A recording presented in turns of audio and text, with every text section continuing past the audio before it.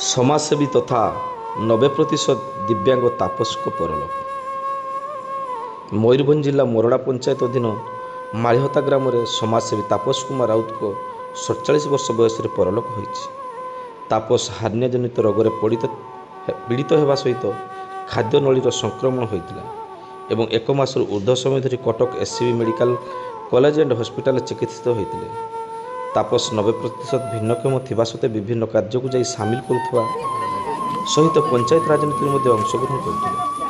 3 वर्ष पुओटिके रही। तापस स्त्री एवं 6 नंबर वार्ड सभ्या कविता सिंह थिबा बेले तापस बहु सामाजिक कार्य नियोजित होते। परिवार को आर्थिक सहायता प्रदान करने दाबी होती। उपरपक्षे मृत्यु को नहीं गाँव में शोकाकुल परिवेश सृष्टि होती।